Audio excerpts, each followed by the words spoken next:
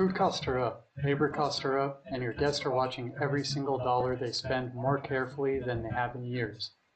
Here's where the industry stands right now.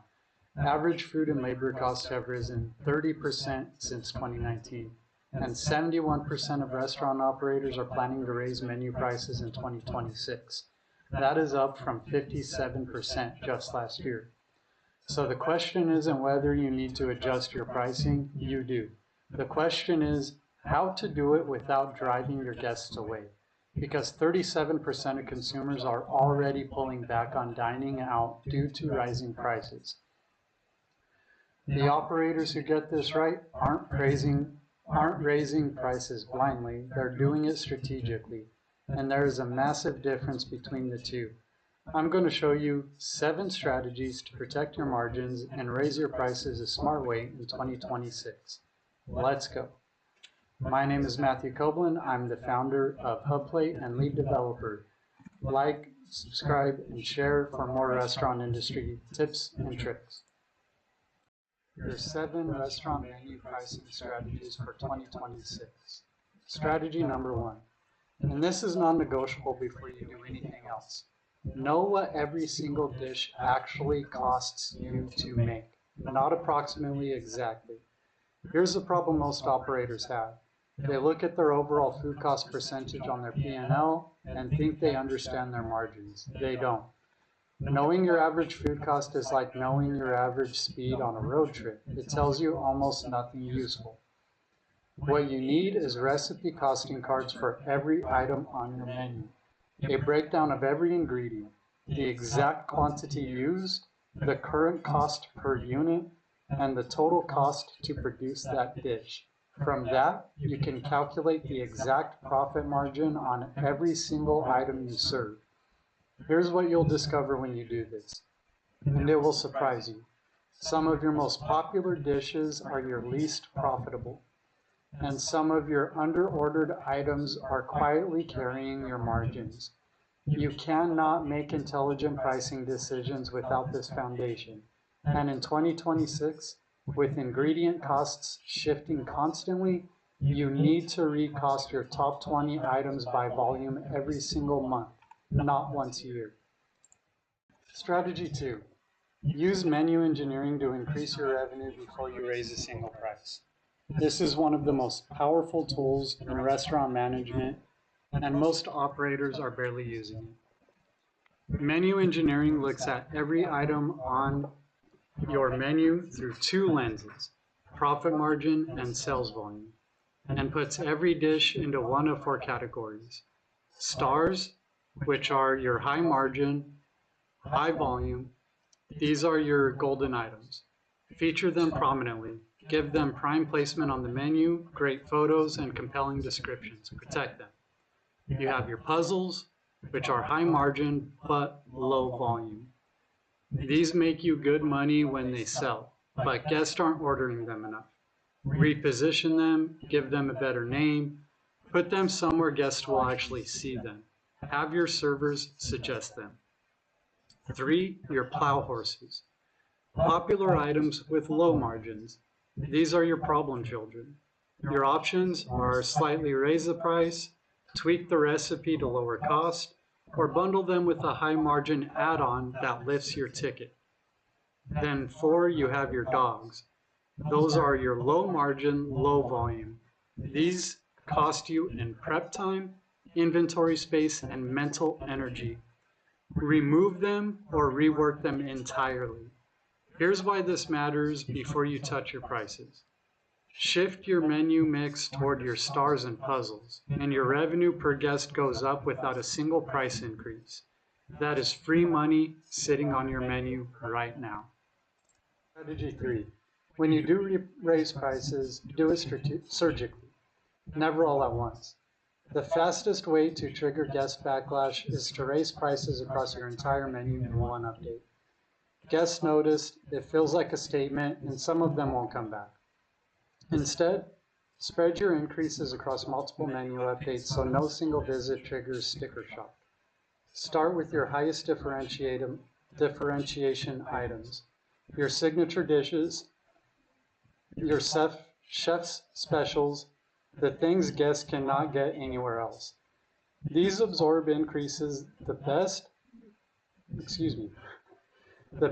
because guests have no direct comparison point.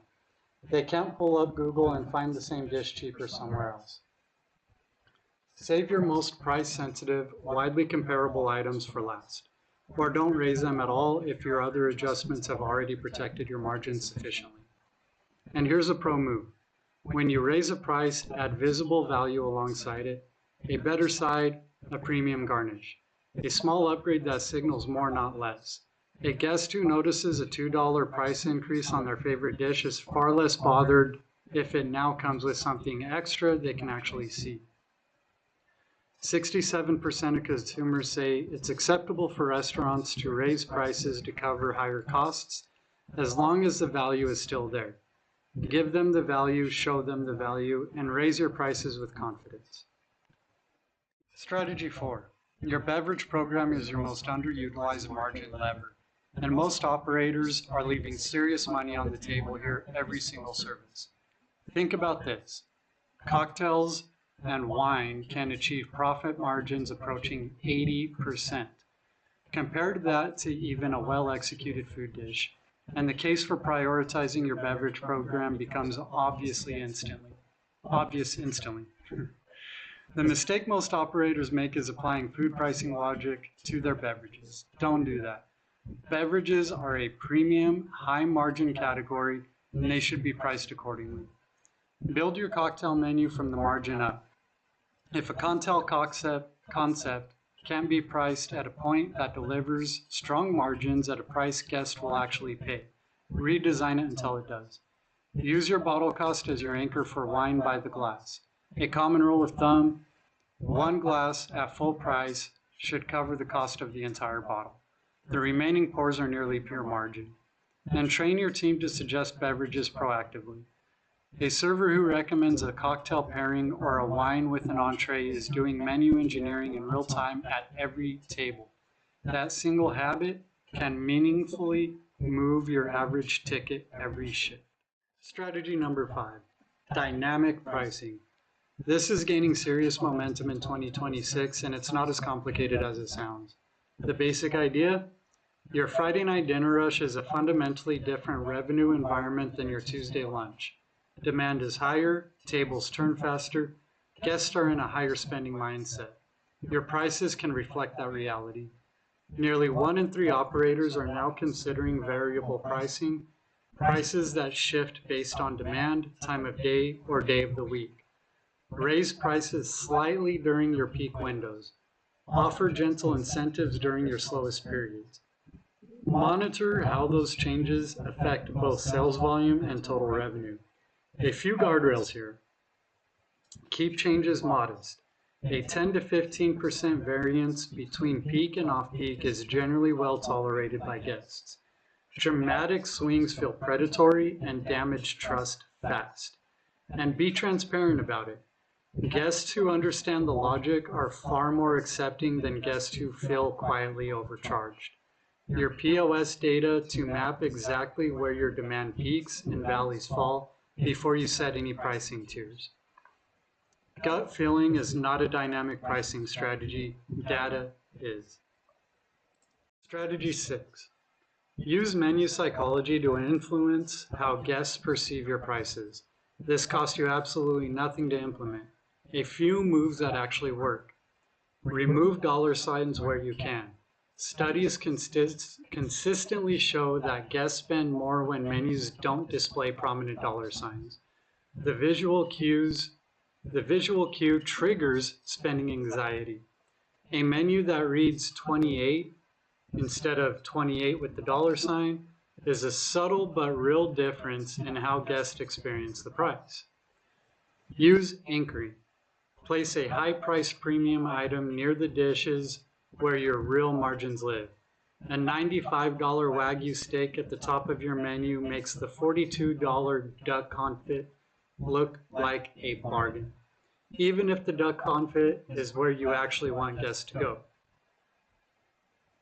Charm pricing, ending prices in 0.99 or 0.95. signals value and works well for casual and quick service concepts. Round numbers signal confidence and quality, which suits upscale dining better. Know your concept and price accordingly.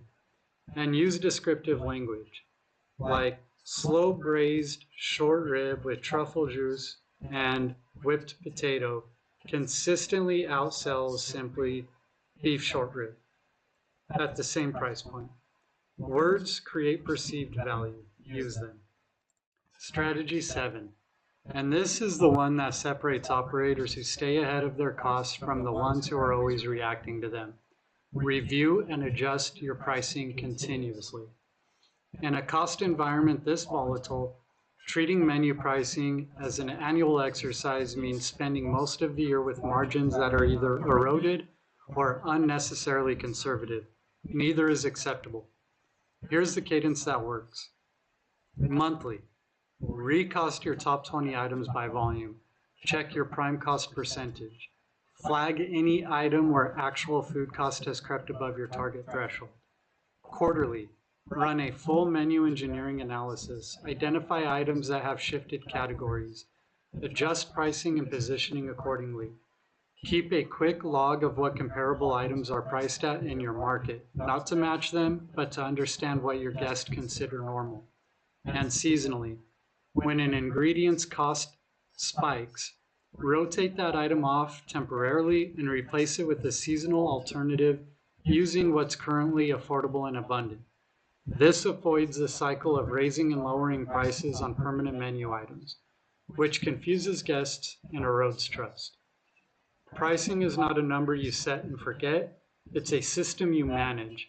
The operators running that system well in 2026 are the ones protecting their margins while everyone else is reacting to theirs. Here's the bottom line.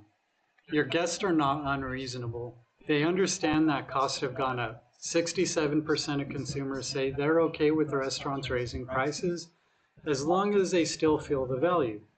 What they won't forgive is feeling like they got less or more without any thought or care behind it. Clumsy, across-the-board price hikes without a strategy tell your guests you're reacting, not leading. Know your cost at the item level. Engineer your menu to sell your most profitable dishes. Raise prices gradually and surgically. Maximize your beverage program. Use dynamic pricing where it makes sense. Apply psychology to know how prices appear on the page and review everything every single month. The margin is there. The question is whether you have the data and discipline to protect it. If you want a platform that gives you real-time recipe costing, live POS analytics, and AI-powered menu insights to make every one of these strategies work, check out HubPlate.